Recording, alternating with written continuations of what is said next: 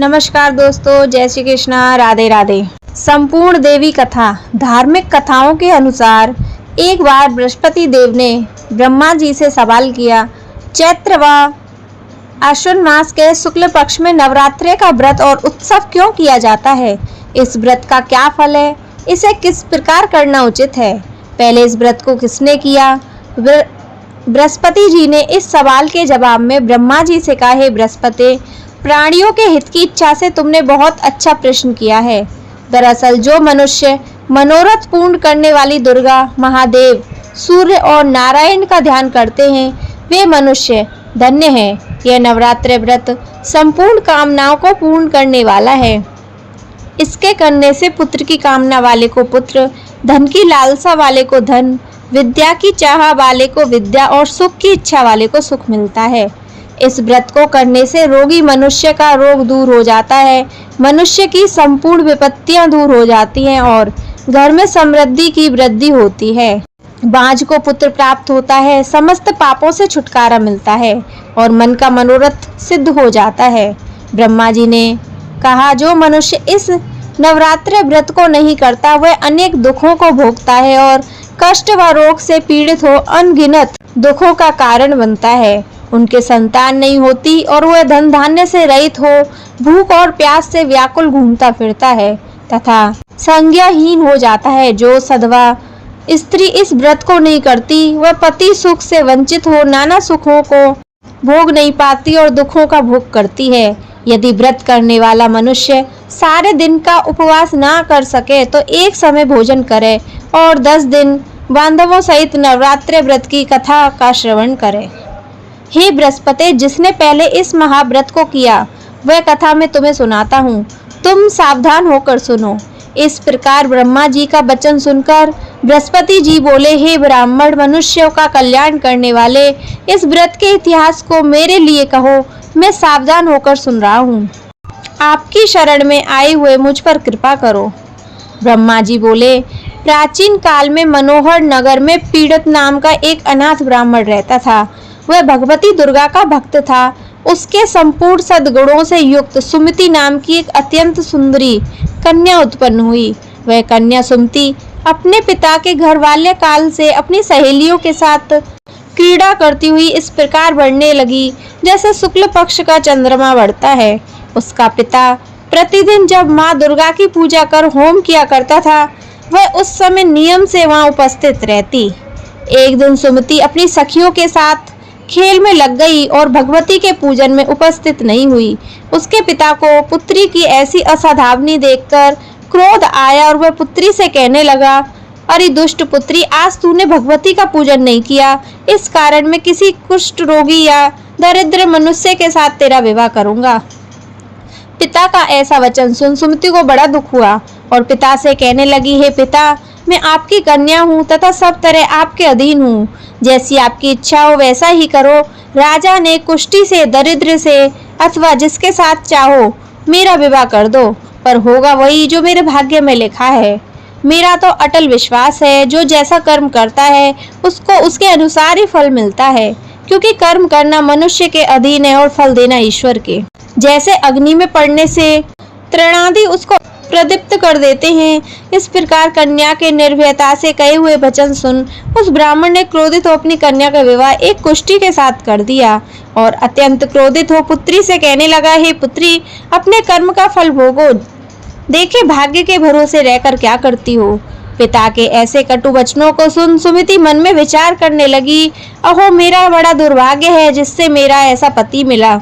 इस तरह अपने दुख का विचार करती हुई वह कन्या अपने पति के साथ वन में चली गई और डरावने कुशायुक्त उस निर्जल वन में उन्होंने वह रात बड़े कष्ट से व्यतीत की। उस गरीब बालिका की ऐसी दशा देख देवी भगवती ने पूर्व पुण्य के प्रभाव से प्रकट हो सुमति से कहा, हे दीन ब्राह्मणी, मैं तुझसे प्रसन्न हूँ, तुम जो चाहो वो वरदान मांग सकती हो। भगवती दुर्गा का यह वचन सुन ब्राह्मणी ने कहा, आप कौन हैं?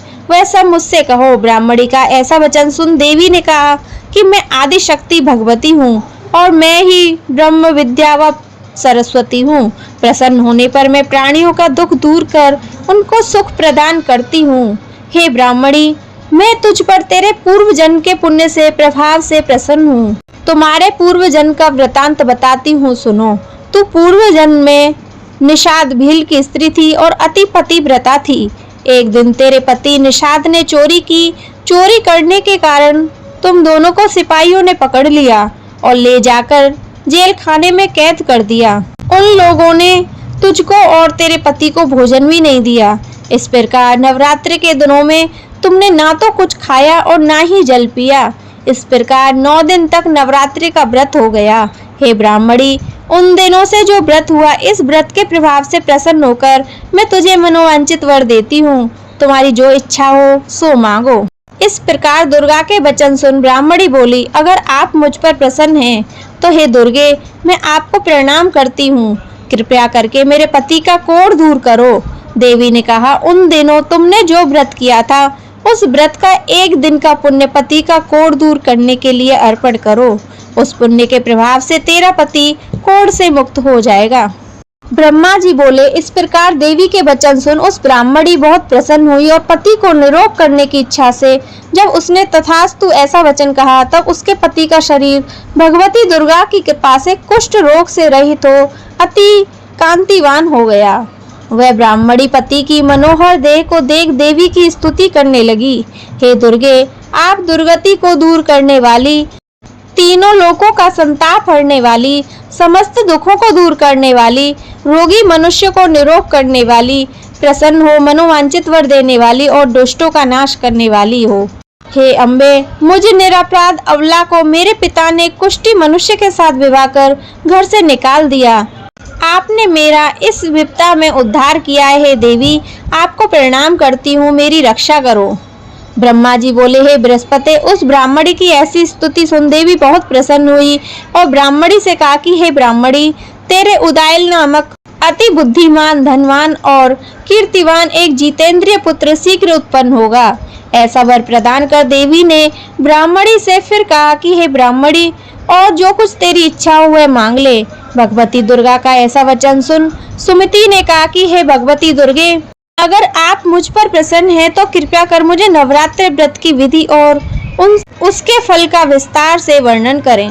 इस प्रकार ब्राह्मणी के वचन सुन दुर्गा ने कहा, हे ब्राह्मणी, मैं तुम्हें संपूर्ण पापों को दूर करने वाले नवरात्रि व्रत की विधि बतलाती हूँ, जिसको सुनने से मोक्ष की प्राप्ति होती है। आश्विन मास के शुक्ल पक्ष की प्रतिपदा के लेकर 9 दिन तक विधि पूर्वक व्रत करें। यदि दिन भर का व्रत ना कर सके तो एक समय भोजन करें। विद्वान ब्राह्मणों से पूछकर घट स्थापना करें और वाटिका बनाकर उसको प्रतिदिन जल से सींचें।